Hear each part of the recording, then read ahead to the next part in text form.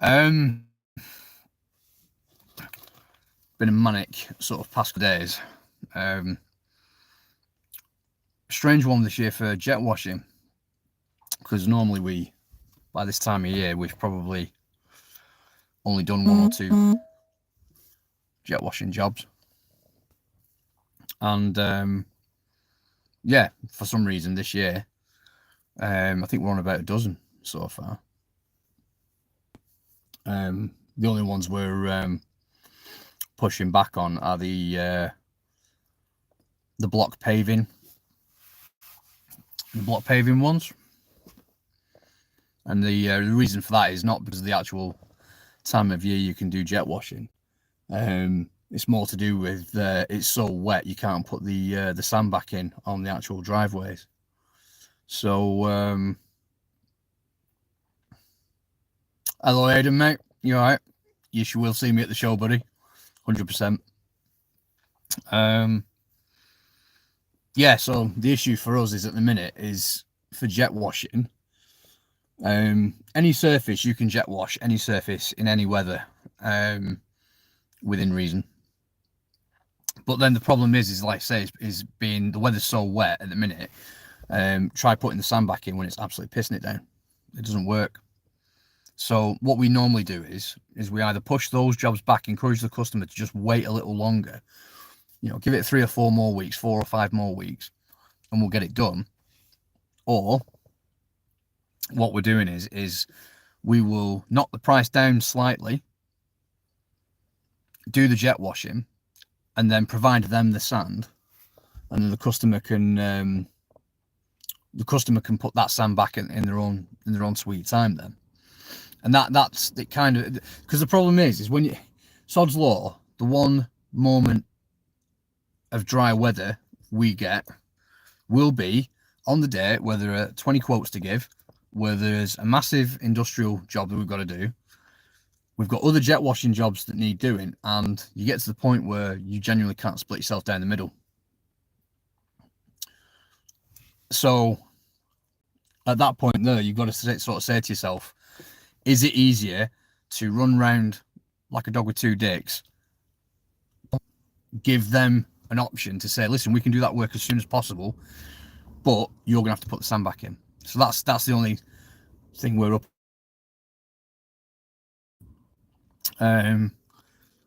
But pricing is another one. I wanted to mainly sort of talk today on this live about pricing. History of World War II. Hello. Don't even look at me. Okay. So yeah, pricing. I've done videos about pricing in the past, and a couple of people I've spoken to talking a bit about like unit cost, how much per window and stuff like that. And I thought I would sort of impart a little bit of how we quote, especially when the customer asks how long the job will take. If a customer asks you how long the job is going to take, they're trying to quantify. It could be that they're a penny pincher, but in all fairness, it could also be because that's how they quantify stuff in future. How much for microwave toaster combo?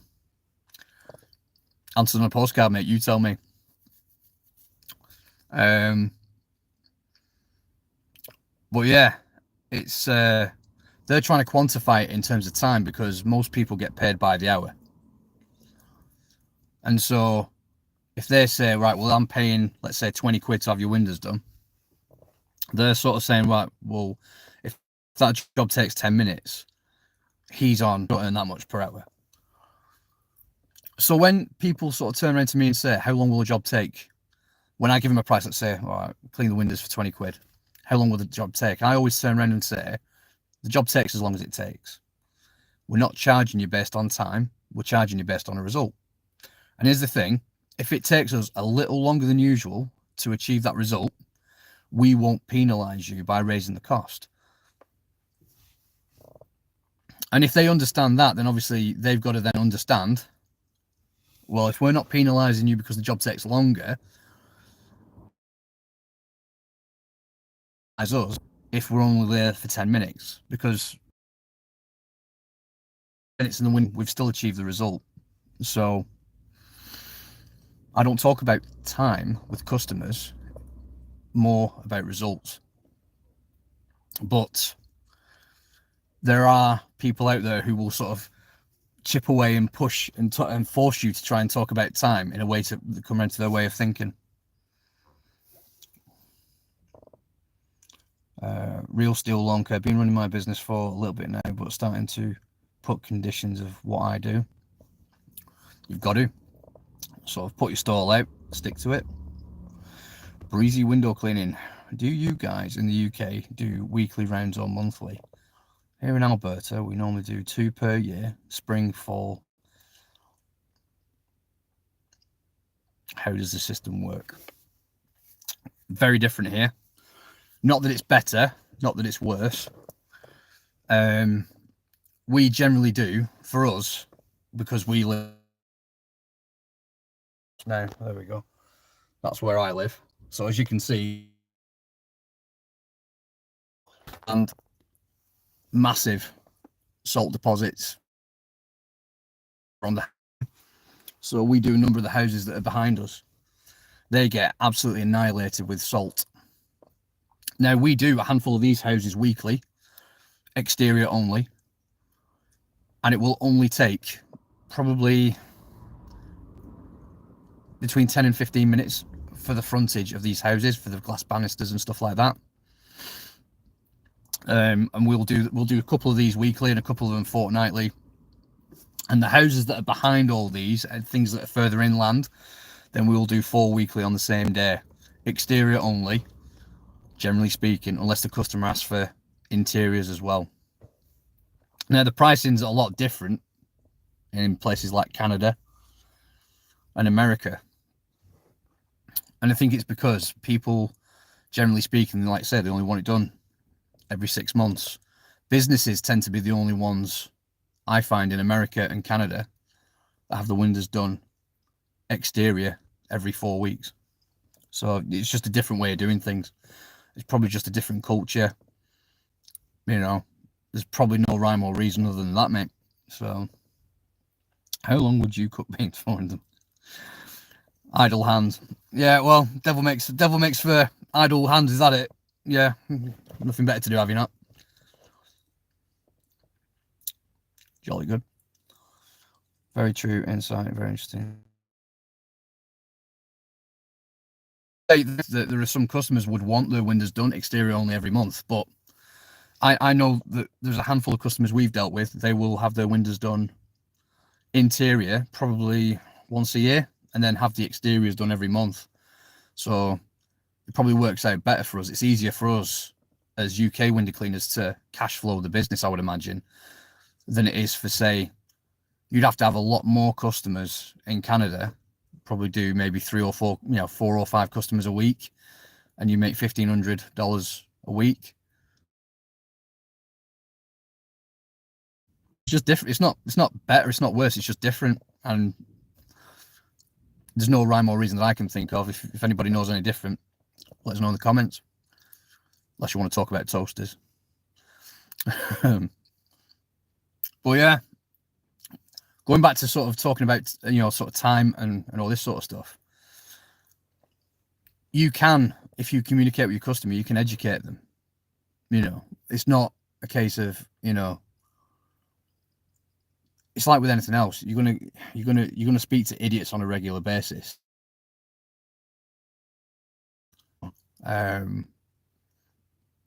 What can you say? And you will talk to people that don't value your service, people that look at things and say, well, why should he earn more than me, X, Y, and Z? You're never going to win with these people. But I think, we've had it before where I've had it, a couple of years ago, we sent a guy to clean the windows on a house, and he was there, admittedly, exterior cleaning. He was there 10 minutes, charged him £20, not an issue.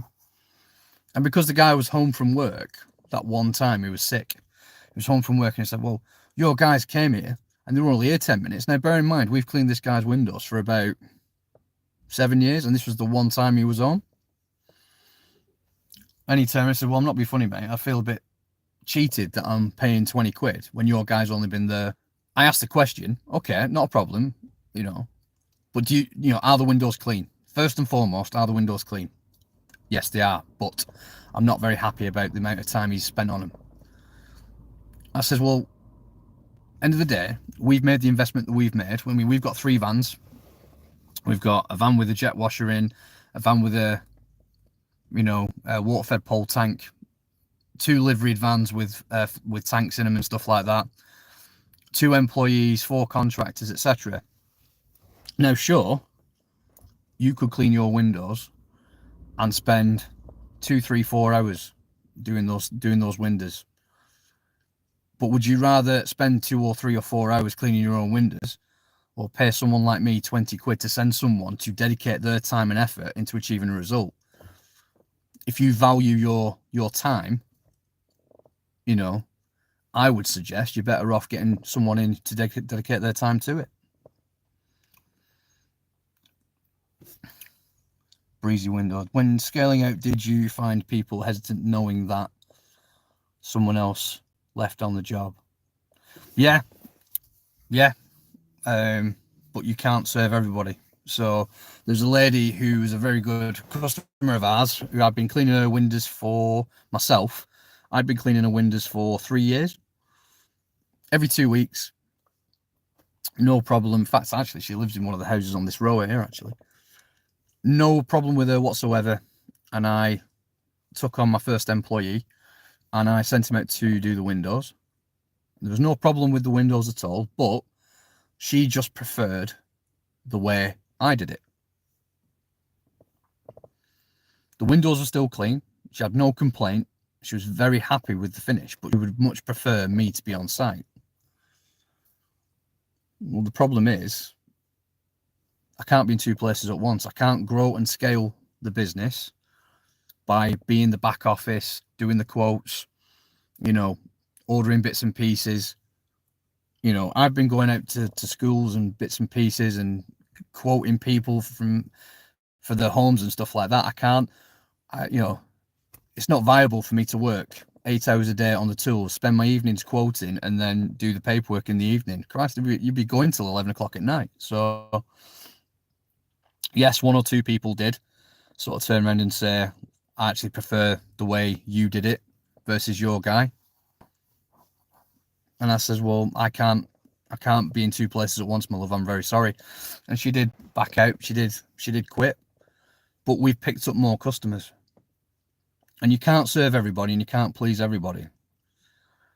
And Stephen Logan, who I had on the podcast recently, was the one that sort of quelled that anxiety, if you like, sort of turned around and said, look, you can't be everything to everybody. Stop trying.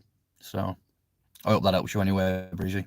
So also starting to pick up on people if they are a waste of time. Yeah, I feel you. Some will say, yes, that's fine, and no for the exact same job. 100%. It's like anything else, isn't it? I've said previously, you can walk in a room full of 100 people and you can almost guarantee at least 2 of them are dickheads. There's nothing you can do. You can wax lyrical, you can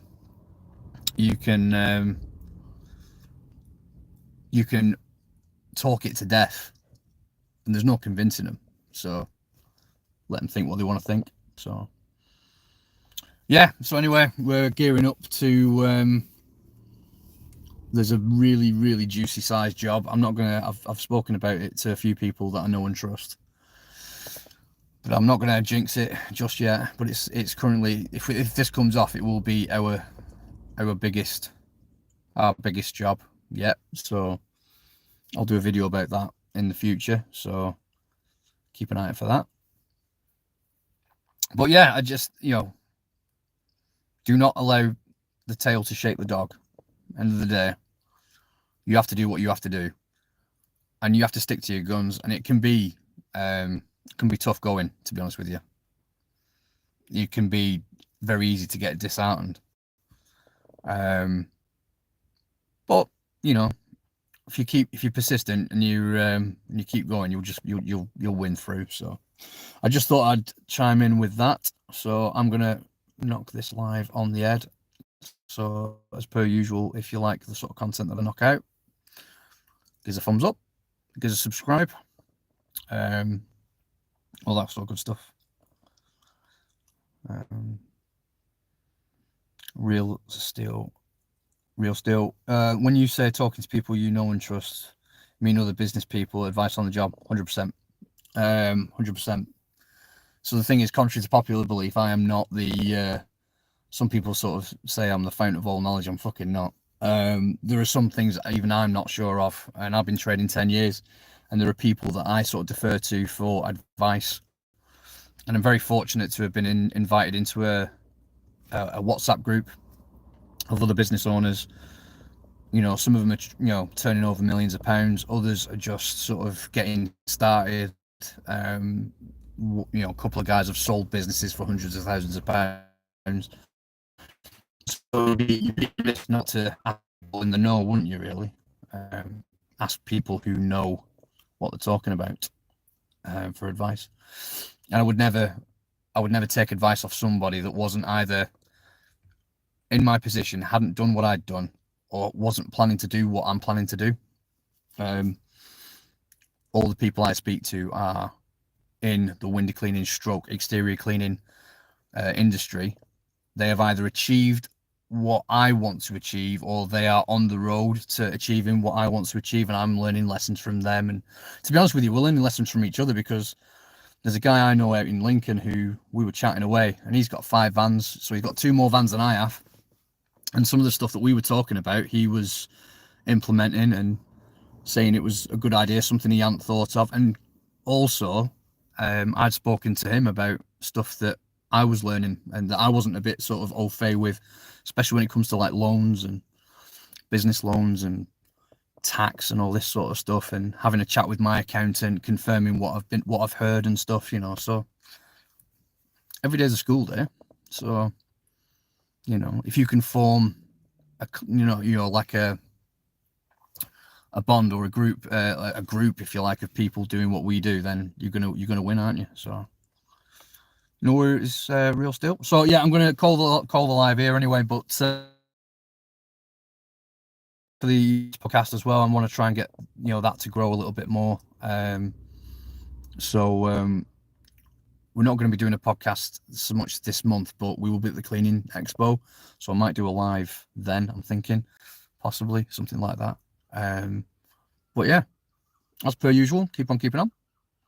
See you in the next one. Take care.